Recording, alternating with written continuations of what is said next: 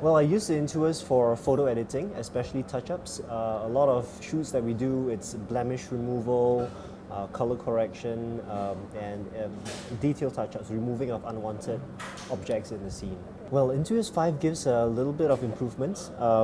Namely, I'm able to use the express keys now without looking down at the keyboard, and I like to work in the dark, so my lights are always off. And with the Intuos 4, I used to fumble a little bit by having to look down, but on the Intuos 5, it's capacitive touch. So as I move my fingers over the keys, the screen actually pops out showing me which buttons I'm over. It's got little marks here as well, which you can feel.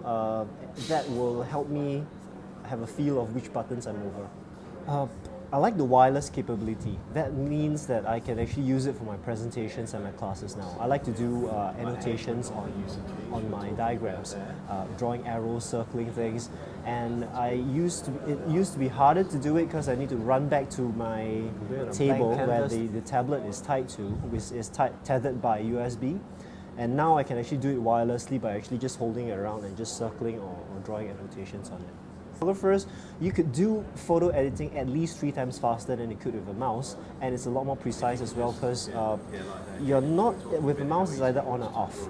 With this, there's 2048 levels of sensitivity. You could vary your opacity, you could vary the brush size. It's not my drawing. How hard you press it.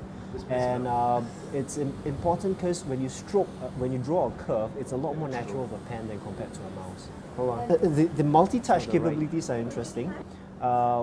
I could use it as a mouse essentially, so I don't need to run to my mouse every time. I used to have my pen over here, and then I would let go of my pen and go for the mouse. Now I could just use this as a very simple mouse. I'm a lazy person as well. I've got for casual browsing purposes, I've got a screen just by my bed.